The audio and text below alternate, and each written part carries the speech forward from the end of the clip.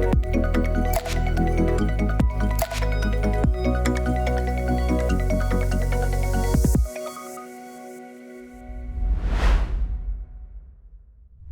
aí, pessoal, sejam muito bem-vindos a mais um episódio do Bitar Podcast. Eu sou o João Ricardo Camilo. Eu sou a Rubia. E o tema de hoje já está na introdução desse Bitar Podcast, desde o primeiro segundo que o pessoal já deu play aí, viu?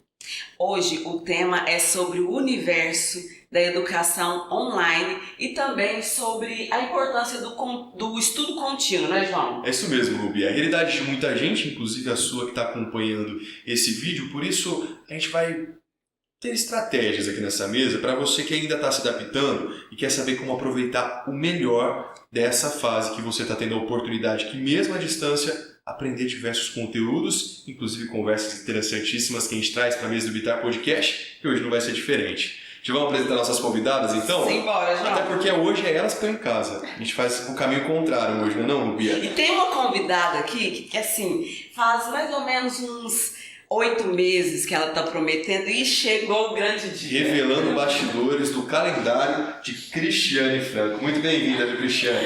Obrigada. Eu vou apresentar o currículo dela agora, que é pedagoga, pós-graduada em psicopedagogia e docência no ensino superior. É também especialista em ensino da língua espanhola, além de ser graduanda em tecnologias educacionais. Já atuou como coordenadora de educação infantil, professora, tutora de educação à distância do ensino superior e professora de atendimento individual a crianças com dificuldade de aprendizagem.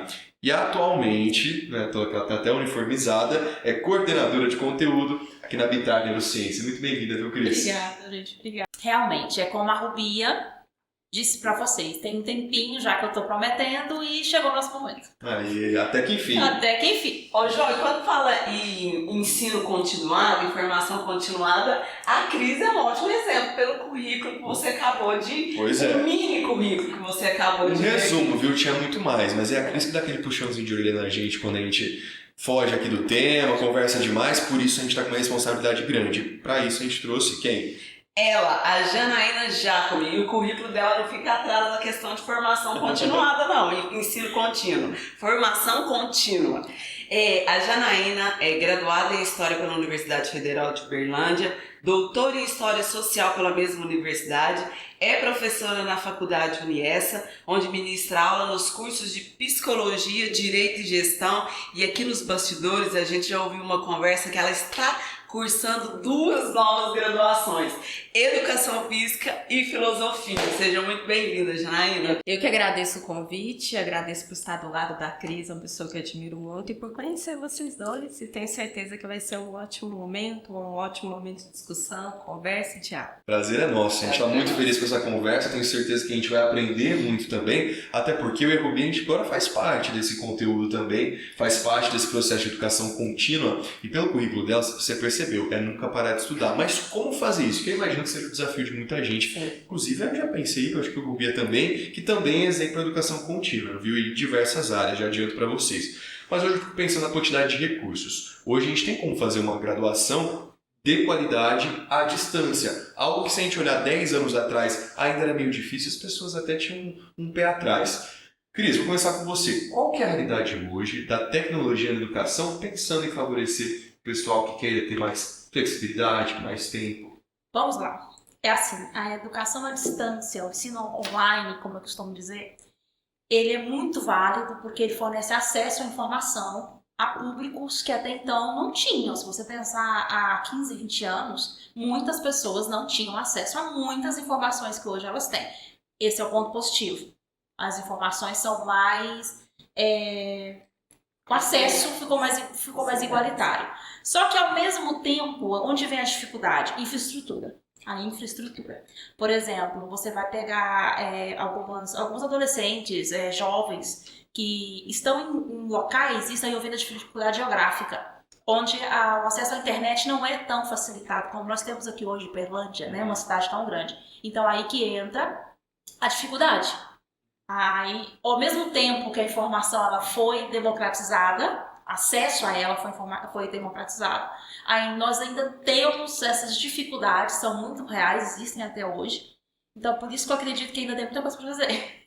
Caminho é longo. Mas sim, mas a dificuldade ainda está aí. Talvez no período da pandemia foi o período que mais ressaltou essa questão. Essa diferença, né?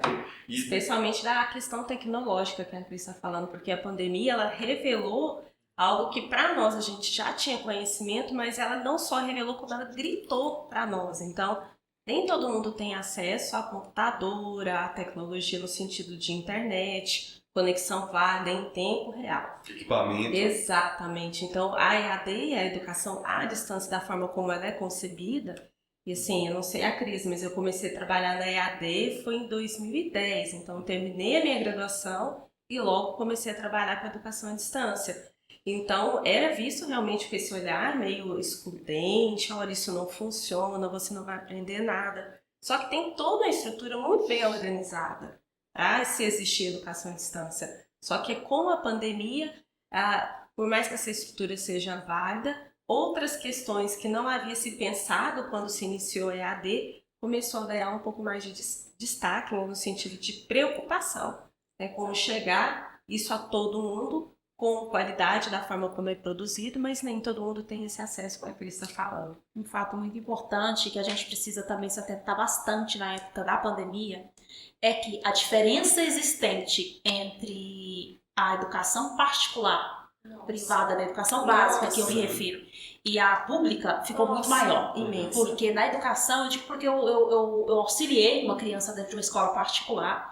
Ela tinha acesso a computador, eu comprava um computador novo para ela, um notebook, ela tinha celular, tablet. Uma criança da educação básica ela teve acesso a isso. Então, uma diferença que nós já tínhamos, aí não foi nada democrático, porque aumentou.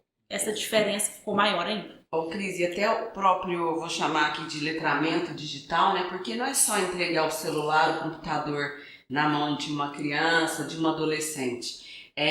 Tem todo o universo por trás que precisa ali de um respaldo, né, para essa aprendizagem. E na época da pandemia, eu também sou da área da educação, eu vi isso muito latente, a questão de saber usar as ferramentas. Foi uma coisa que, para certas crianças, para certas famílias, foi um momento bastante difícil. E também. a quantidade, né? Porque às vezes era um tablet, um celular para 3, 4 crianças. Eu estou pensando em crianças e adolescentes e adultos. Então, essa questão da tecnologia, desse letramento digital, que não chegou a todo mundo, isso durante a pandemia evidenciou muito a nossa diferenciação, não só econômica, social, e eu posso dizer que até política, né? Essa diferenciação grita muito.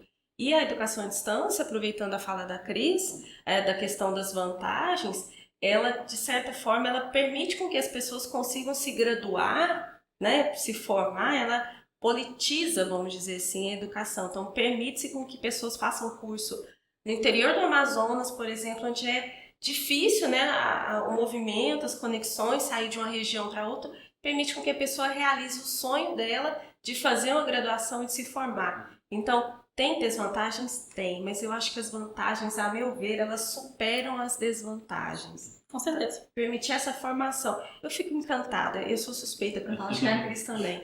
Eu fico encantada de pensar que tem alguém em lugares assim que a gente não possa, nem imagina que chega a tecnologia ali e a pessoa consegue fazer uma graduação, passar no concurso público, sabe, ter a vida dela transformada por meio da educação à distância.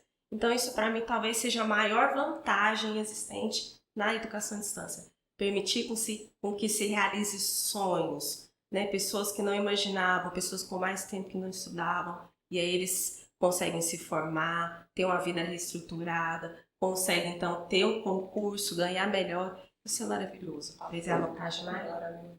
E repercute lá na casa do pessoal já como uma forma de incentivar, né, nesse caminho tão importante, porque é uma oportunidade. Eu, do outro lado, né, a Rubia trouxe esse relato enquanto professora, tive esse contato com a educação remota, educação à distância, mais intensificado na pandemia. Até para não pensar, eu lembro de ter feito alguns cursos à distância, através do computador, mas foi na pandemia que virou rotina. Então aquilo foi intensificando e hoje muitas coisas, muitas práticas, apesar de hoje ser mais comum aquele ensino remoto, híbrido, né, que tem essas duas situações, algumas práticas vieram para ficar. Reuniões que a gente tinha que ir até a faculdade, hoje já são à distância, até algumas aulas o professor já consegue ministrar, antigamente tinha que faltar, porque por estar numa viagem, hoje ele consegue do local que ele estiver e continuar com aquele calendário. Então foram bons aprendizados. Só que eu vou confessar para vocês, enquanto aluno, eu ia para a sala de aula, adorava conversar, adorava.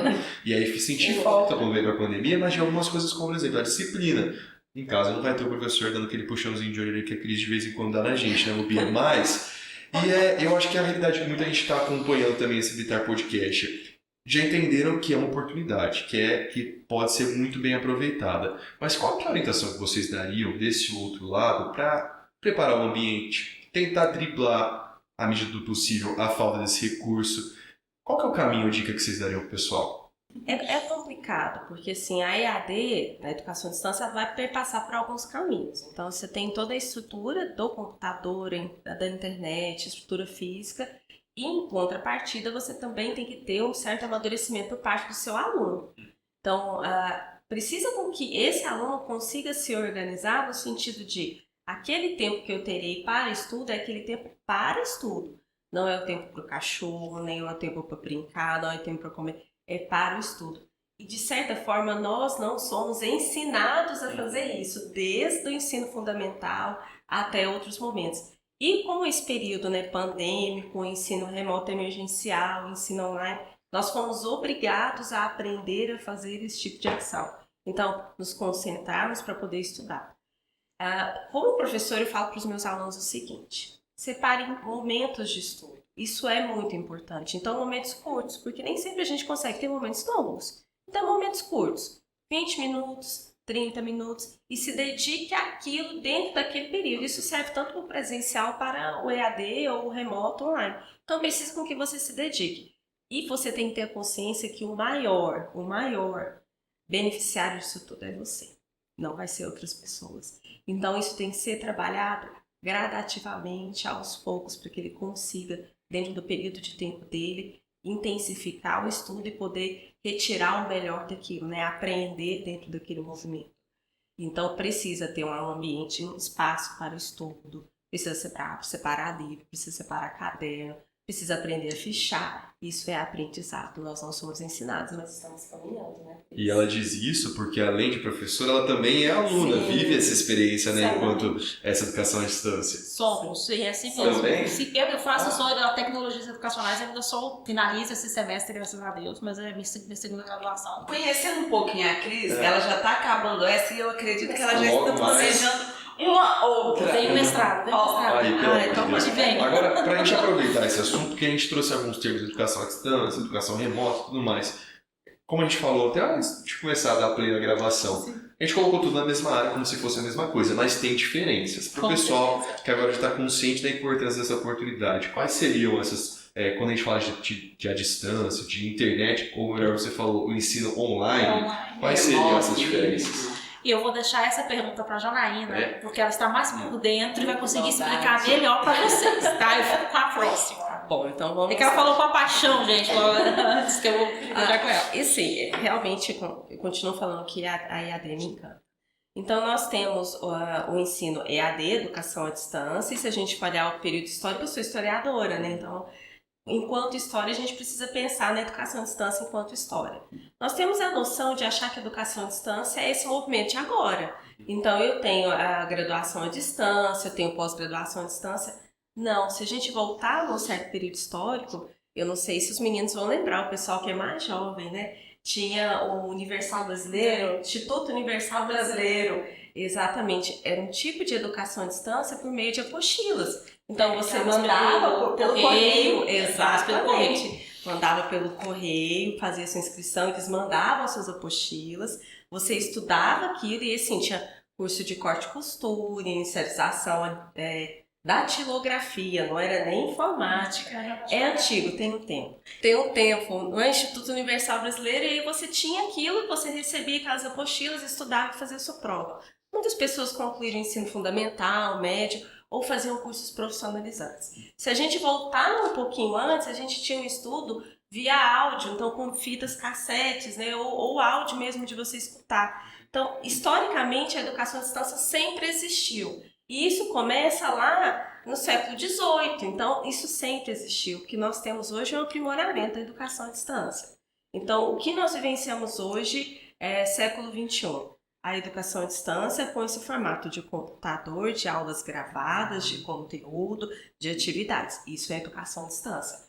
Com professor conteudista, que é aquele que elabora o material, com professor formador, que é aquele que ensina o material, com o tutor, que pode ser à distância ou presencial. Então, a distância é aquele que acompanha o aluno mais de perto, então está junto do aluno para retirar dúvidas. Ou mesmo o tutor presencial, que é o que está no polo, que é o espaço físico do polo, né? Então, educação à distância é isso.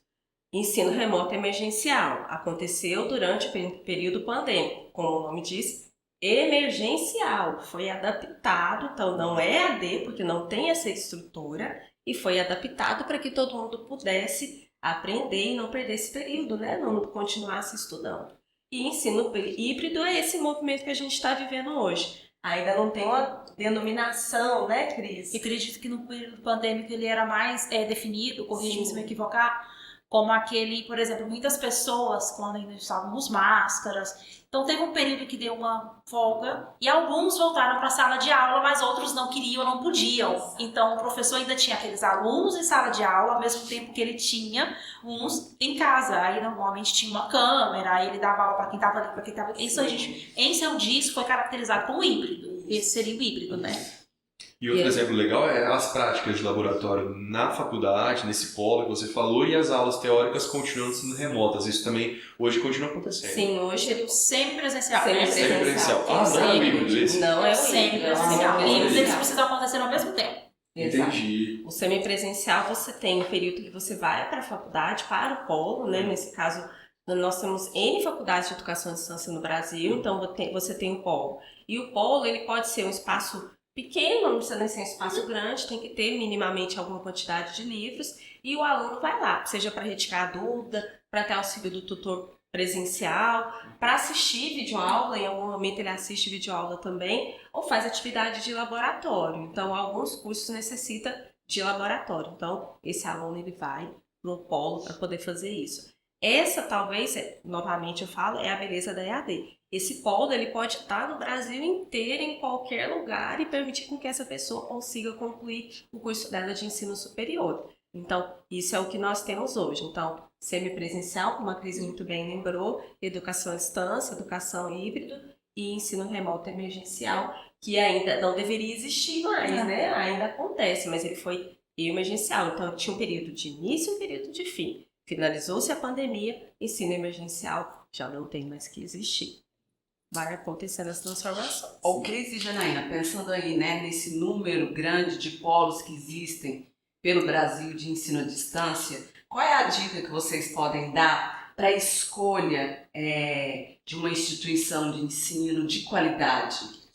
Olha, isso é um pouco complicado, porque existem infinitas opções de ensino EAD. Muitos. Assim, primeiramente, independente do lugar que você esteja fisicamente, que você precise de acessar, porque você não tem opção presencial, ou tempo, ou geograficamente, o curso que você quer fazer. Primeira coisa que você tem que pensar, o curso que eu quero fazer, qual a formação que me cabe agora, qual que o meu trabalho atual exige de mim, qual a minha vocação, o curso. E dentro disso, pesquise boca a boca, alguém já fez, pesquise na internet, tá? A internet que não deixa a gente ter várias opiniões, pesquise nas redes sociais, opiniões de outras pessoas, pesquise.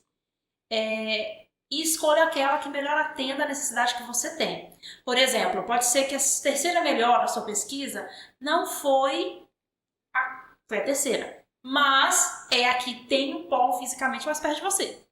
Então, vamos ponderar, ela vai ser a que vai melhor te atender. Vamos supor, se as provas são presenciais, se é um curso que exige laboratório e você precisa ir uma vez na semana, uma vez a cada 15 dias, então isso também é uma coisa que você precisa ponderar. Além da qualidade da instituição, você precisa ponderar a distância. Vai te atender aquela faculdade que é a melhor, que tem nota 5, segundo o MEC, que é no top, mas ela é pouco distante, ela não vai te atender, então ela vai perder o efeito daquele EAD que você precisa. Então, pesquisa, e dentre as melhores, a que oferece o curso que você quer, aquela que também esteja mais próxima de você. Porque EAD é autonomia. A palavra que a gente pode vincular a educação à distância é autonomia. Autonomia. Exatamente. E junto com essa autonomia vem muita responsabilidade, né? Porque a pessoa opta por esse caminho, com a escolha dela, e ela meio que vai trilhando, dirigindo-se com a ajuda, às vezes um toque e tudo mais, mas é ele que vai dirigindo essa jornada que ele faz. E aí, qual que é o perfil esperado de uma pessoa que opta pela educação à distância? Entra naquela dificuldade que a Janaína disse que nós não fomos ensinados a ter essa disciplina. Aí entra outra coisinha que eu sempre gosto de bater nessa tecla. As pessoas de condições financeiras, ou os mais excluídos, de condições financeiras mais baixas, elas têm mais dificuldade. Por quê? Toda essa rotina do estudo, se você pega uma criança, que os quartos na casa dela são bem divididos, cada um tem seu quarto, ela tem um ambiente de estudo, ela tem a sala para TV, ela tem a cozinha, ela tem a copa para ela poder comer, um pai, uma mãe, o responsável consegue estruturar muito melhor esse ambiente, a criança consegue devagar desenvolvendo melhor essa responsabilidade do estudo. Agora, se você pega uma criança de renda baixa, onde 3 irmãos dividem o mesmo quarto, a sala é junto com a copa onde eles comem, ou às vezes só tem a sala que é o sofá, todo mundo come no sofá, e alguns no chão, a cozinha é junto emendado com a sala, digamos assim.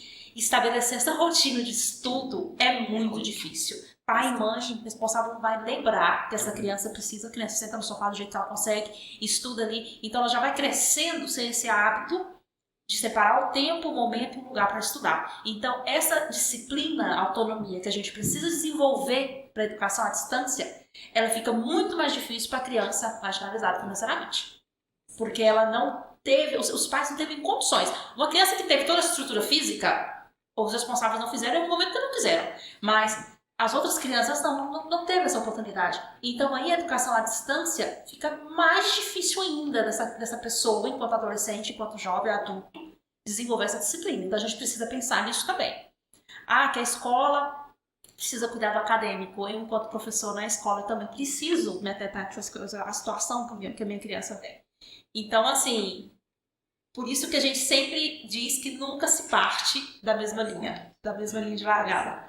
Porque a criança pobre, eu digo que eu fui uma criança pobre, ela tem mais dificuldades de ter disciplina, de ter foco, de ter autonomia positiva. Por estudo na educação à distância é muito mais complicado. Mas sim, rotina não é possível. É a rotina, você e sua casa, eu digo que nós tínhamos uma mesa em casa e como ela era de plástico, eu movia ela, eu tirava ela de perto da televisão, minhas irmãs queriam ver televisão, ou quando eu queria para ela, eu movia ela e a gente ia para outro lugar. Foi criando suas estratégias. Exatamente, ou seja, maneiras tem. É mais difícil, mas tem maneiras. Mas e você conta comigo, com uma criança igual a mim, que era muito, tinha muita força de vontade, a maioria das crianças não tem força de vontade, nós não temos, senão nos ensina.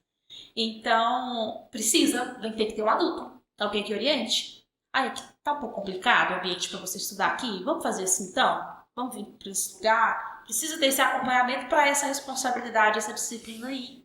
O hábito ser criado. O resto da vida. E não é só para educação à distância que você precisa dessa disciplina. No presencial você também precisa dela. E eu acho que impacta justamente tanto nessa trajetória profissional que começa nessa educação básica, mas nessa trajetória pessoal também, e você ter acesso à informação e você poder tomar os seus caminhos, escolher quais caminhos seguir. Mas aproveitando que vocês trouxeram esses bastidores, enfim, você trouxe um pouquinho da sua vida pessoal, eu fico imaginando vocês nessa situação enquanto profissional, né, já nessa área, mas também enquanto aluna. O que vocês colocam como mentalidade ao longo desse processo para aproveitar bem essa oportunidade que pode servir, inclusive, de conselho para quem está acompanhando? É uma pergunta muito peculiar, né? Difícil? É uma pergunta muito difícil, porque, assim, a Cris falando, a minha infância também perpassa isso pelo que a Cris falou, né? Uma infância pobre. Inicialmente eu estudei em escola particular, depois eu brinco que as vacas ficaram magras lá em casa, né? E aí a gente foi para a escola pública. E essas pessoas que querem, que podem, né, que buscam o desenvolvimento, ela vai precisar de muita autonomia e de desejo, porque a gente é movido por algumas coisas, né? Então a gente precisa ter esse desejo, porque enquanto você é criança, adolescente, seus pais estão te direcionando. Mas depois que você se torna adulta, você se torna responsável por si mesmo.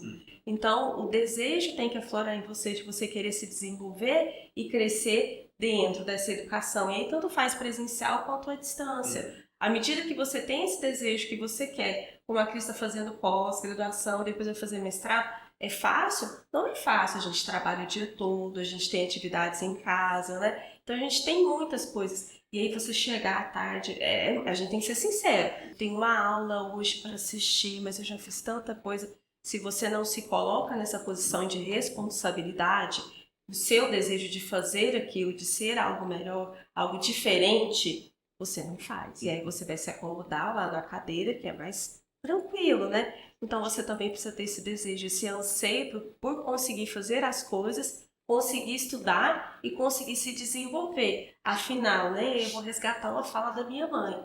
Afinal, o estudo é o único bem que ninguém te tira. Né? É uma frase típica dos pais, muito né? antiga. Mas é uma frase que faz muito sentido. A minha mãe faleceu recentemente e realmente você percebe que tudo vai-se. Mas aquilo que você tem enquanto conhecimento, que você aprendeu, que você conhece e que sabe muito bem desenvolver e falar, ninguém vai te tirar. Vai ser seu eternamente. Então, você pode estar trabalhando num cargo que ganha menos ou um cargo que ganha mais, mas aqui continua sendo seu. Então, aquela sabedoria continua sendo sua. Então, isso para quem está começando a educação à distância, ou para quem pensa em fazer educação à distância, tem que ter esse desejo, tem que ter esse anseio. Isso perpassa por ele enquanto sujeito, pensante, reflexivo. Ele tem que caminhar com essa linha. Isso é um bom começo. Vão ter problemas, Cris? Bom, Muitos problemas, às vezes. como tudo. Nem problemas, eu tenho um termo que eu gosto muito de usar, que nós não temos problemas, nós temos contratempos. Aí. Problemas é uma coisa perfeito. muito séria, contratempos é aquilo que vem, você resolve. E vai ter, Vão ter jeito. contratempos? Vão. A gente vai resolver, vai também. Vai resolver. E é isso. Tem vai usar contratempo, desculpa pra tudo, não. Não, Tem que ter juízo também, não. Ô, Cris, pensando aqui na fala da Janaína sobre esse desejo, para quem está iniciando sua carreira profissional, qual é a importância de manter esse desejo aceso na questão do ensino continuado? Ou não? Me formei ali na área que eu quis, consegui me formar, arrumei o trabalho que eu queria, na Bicar Neurociências, né, Tem aí. e posso parar por aqui. Isso, eu gosto de dizer que isso me lembra muito quando eu me formei. Quando eu me formei em pedagogia, como todo mundo, eu pensei, vou para educação infantil. A maioria das pessoas acreditam que pedagogia, a formação é para cuidar de criança. Então, eu iniciei em uma creche, vou usar um creche, como coordenadora e percebi com 9 meses que não era isso que eu queria. Então, aí entra a questão da formação da aprendizagem contínua. Peraí, como que eu vou melhorar uma formação que eu tenho, que eu sou apaixonada, que envolve educação, para atender ao que eu gostaria de fazer o resto da minha vida com o público correto. Então, eu fui testando pequenos pedaços da pedagogia. Eu fui professora articuladora, eu fui coordenadora, fui professora particular, durante a pandemia, que se necessitou muito. E eu percebi que crianças não eram o meu foco. Não encaixava, eu não conseguia desenvolver uma linguagem que a necessidade deles. Então, eu comecei a fazer pequenas formações. Eu fiz a minha pós-graduação em psicopedagogia, ela foi institucional e clínica, então ela atendia vários setores. Fiz a docência no ensino superior. Foi quando eu fiz essa especialização que eu observei. Eu amo educação, mas para adultos, jovens adultos. Então eu encontrei meu lugar. Foi me formando, aprendendo continuamente, que eu descobri que eu adorava a educação, mas para adultos. E então formalizei, certifiquei no papel uma habilidade que eu já tinha, que era fluência no espanhol. Aí também a aprendizagem contínua me serviu, que fiz totalmente a dessa pós-graduação de ensino da língua espanhola, validei uma coisa que eu já sabia. Então foi lindo, eu não parei. Desde que eu saí da faculdade eu não parei de estudar. Aí veio essa pós, agora eu estou cursando a segunda graduação em tecnologias educacionais, que eu estou apaixonada, mas essa veio pela necessidade, digamos assim. Eu entrei no trabalho e eu pensei, dentre as formações que eu tenho e as habilidades e competências que eu preciso no meu trabalho, o que está me faltando? E eu descobri que essa graduação, que é tecnóloga de 2 anos, atendia às déficits que eu tinha, que era em tecnologias educacionais. E super atendeu, que é o que eu estou fazendo agora. E quando finalizar, eu quero fazer um mestrado, ainda focado nisso, educação e tecnologia. Porque eu sou apaixonada, eu descobri que eu trabalho com isso, eu estou estudando isso e eu gosto disso. Então resumindo, é você durante a sua carreira profissional, você observar o que te faz falta na sua carreira acadêmica, para a sua carreira acadêmica atender a sua vida profissional. Eu faço assim. Outras pessoas talvez sejam diferentes. Na minha carreira acadêmica, talvez na minha carreira profissional falte alguma coisa para suprir um déficit na minha carreira acadêmica. E vice-versa. Mas, seja qual for a carreira profissional acadêmica que você queira atender e suprir, você vai precisar continuar aprendendo. Você vai. Então é isso, é mapear o que eu preciso agora, é ponderar, mas esse emprego talvez não é um dos meus sonhos, mas agora é o que eu estou ganhando muito bem, quero continuar todo o tempo, mas ainda assim me falta aprender isso daqui, vou aprender. Esse emprego não quero, cansei, ganho muito bem, mas não quero mais. Tá, o que você gosta de fazer? Eu vou me formar nisso. Então a aprendizagem contínua, ela te permite isso.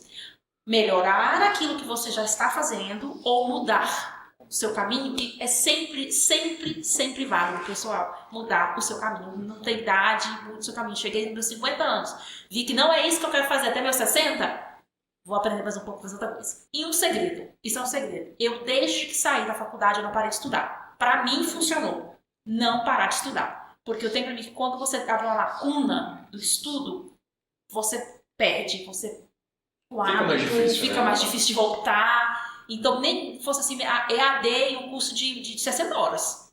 Mas assim, sabe, intenso. Eu não parava de estudar. Não parar de estudar. Tem aquele hábito de estudar pelo menos um curso que te ocupa pelo menos 2 dias da sua semana ali. Tem que te ocupar. Porque senão você esquece, você não quer mais, você perde. É muito mais difícil voltar para a disciplina, ter autonomia de estudar, de aquele foco. Então, não para. Aquela sementinha então, que foi plantada lá na sua infância, Sim. com o hábito de estudar, com a disciplina, também reverbera agora. Exatamente, não percam o hábito de estudar. Mas eu tô cansada de ficar lendo esses horrores de livros, essa vida acadêmica tá difícil. Faça um curso de culinária, faça um curso de costura, uma coisa mais leve para sua cabeça, que envolva mais as mãos, talvez, e menos pensar tanto, mas faça alguma coisa. Não pare de estudar. Não pare de estudar, gente. Porque estudar também não é fácil, né? A gente tem que ter ciência disso. E tem que ser realista, não é fácil. Não é fácil, é difícil. O que é mais gostoso? Assistir um filme que você tá com vontade de assistir, ou você ler um texto, por exemplo, de uma filosofia ética, é um texto com muitos termos difíceis, você tem que buscar em outros lugares, tem que buscar dicionário, tem que buscar auxílio. É fácil? Não é, mas isso que a Cris falou de você começar a ter essa organização e dar continuidade, perceber que isso pode mudar a sua vida, nossa, não tem dinheiro no mundo que pague. Ô, Janaína, diante da sua fala, estudar não é fácil, mas hoje, com o avanço da tecnologia, as ferramentas estão aí e podem facilitar, como a inteligência artificial. Você tem alguma experiência relacionada a isso? Sim, eu falo que é positivo, né? Você tem que usar a inteligência artificial de forma positiva, no sentido dela agregar para você. Então, eu utilizo muito o recurso, eu acho que é válido para enriquecer ou para retirar dúvidas. Às vezes você tem um termo específico dentro de um texto que você está lendo e você não consegue compreender. E aí você coloca o comando, é importante também saber dar os comandos, né? Porque ele não é uma ferramenta, é uma inteligência artificial, mas ele precisa do humano ali para poder te auxiliar, né? Encaminhar essas questões. Então, sabendo utilizar ele, dar o recurso, falar assim, olha, estou com dúvida na questão tal, ou no conceito tal, me explique. Ou aquele conceito, ele é importante para quais autores? Ele vai trazer uma relação de forma fácil que você consiga compreender. Tanto que hoje de manhã, saindo de casa, eu vi de um menino tem 23 anos, né? Concurseiro, passou em 5 concursos com o auxílio do ChatGPT. Que jeito? Ele vai explicar. Utilizei para criar questionários, provas parecidas com o que eu ia ser avaliado. Utilizei para que pudesse me auxiliar a fazer melhores redações. Então, caminhos. E nisso ele conseguiu se aprovar em 5 concursos. Então, a inteligência artificial veio. É ignorância nossa achar que não vai ser usada. Será usada. Como você vai usar é outra questão. Então, tem que usar de forma positiva, de forma a te auxiliar e não te substituir. O problema é que muitas pessoas se acomodam e acham que vai substituir. Mas o chat é tão inteligente, né? A inteligência artificial é tão inteligente que ele fala que as minhas respostas precisam ser conferidas. Sim. Ou seja, ele já te avisa, olha, você vai utilizar, mas você precisa conferir o que está sendo dito. Então, não é um trabalho de uma via única dele, é um trabalho em conjunto. Então, é válido, tem que ser usado de forma positiva, e você sendo o titular, vamos dizer assim, dessa inteligência. Então, ele está ali com o Nunca se auxílio. esqueça que ele é uma ferramenta. E como ferramenta, ele precisa de alguém para guiar ele. Exatamente. Então, ele vai te auxiliar? Vai. Sabe usar de forma inteligente. Ele é inteligente e você também. Então, duas inteligências vão funcionar melhor do que uma só. Vou falar a verdade, é um privilégio, né? O pessoal já começar com essa ferramenta que pode ajudar tanto, que antigamente nem celular na sala de aula o pessoal tinha. Nós tínhamos a Barça. A Barça, eu lembro da Barça. Conta pra galera que era a Eu Barça. lembro Eu da Barça.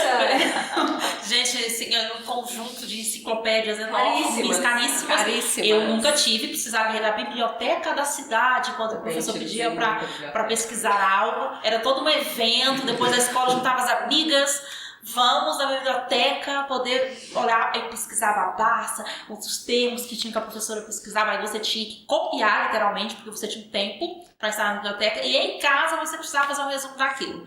Isso era a Barça, pessoal. Agora, o pessoal do Vitória Podcast adora um spoiler, que isso, e aí eu fico pensando assim, ó, a gente tá falando da Barça não fazem muitos anos. Agora a gente já tem até o chat GPT e inteligência artificial. O pessoal pode esperar do futuro, da tecnologia na educação? Vocês estão sabendo de alguma coisa já, de alguma novidade? Então, a inteligência artificial, ela vem para promover, para facilitar ferramentas. Nós precisamos deixar isso claro. Ferramentas de gestão, financeiras, contábeis. Então, na educação, se a gente parar bem para pensar, a educação, o que ela envolve? Ensino e aprendizagem.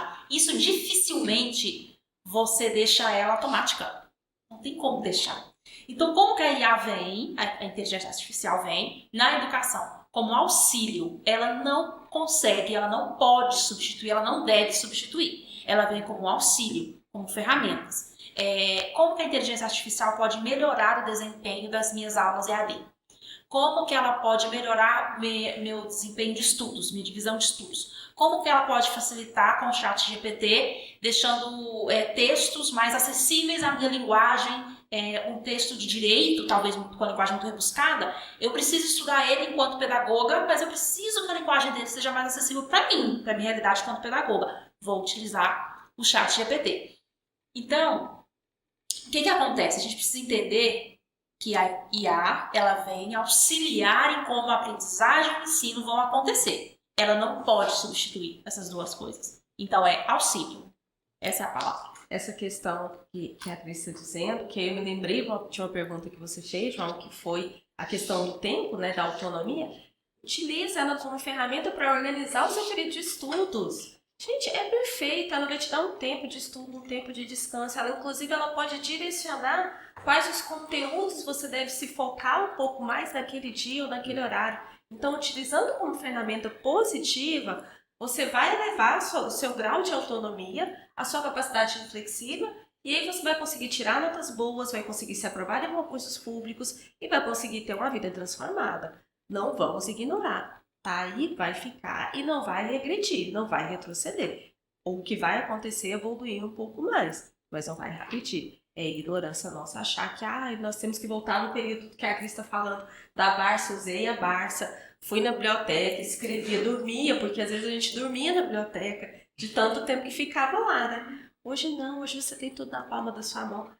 Para pensar o quanto é precioso isso, né? Eu quero ver uma imagem de um museu que está lá em Paris.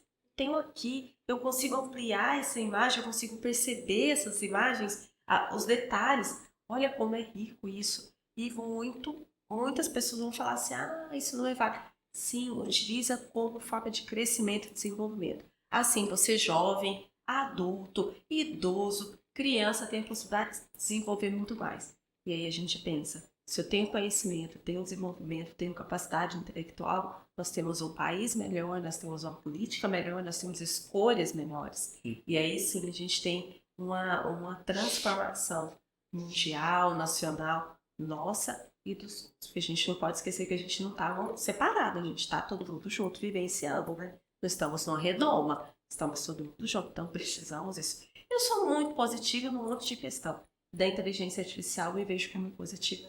E falando em recurso, não é só chat GPT e inteligência artificial não, viu? Tem tecnologia chegando, inclusive o Militar Podcast. A gente sabe o quanto é importante essas conversas que chegam, inclusive, no Brasil todo, através da nossa plataforma. Eu já queria te convidar a continuar junto com a gente. Chega nas redes sociais, manda lá uma sua sugestão, converse junto com a gente, aproveita os outros conteúdos, inclusive chat GPT, inteligência artificial, já foi tema aqui do Militar Podcast. A Janaína falou que vai tirar férias, vai colocar em dia, ela tá com esse tema com a gente. Sim. Já a Cris assiste todos, esse vai ser ainda mais especial, né? Não sei. Esse é Vou ter que comprar. Ah, que isso.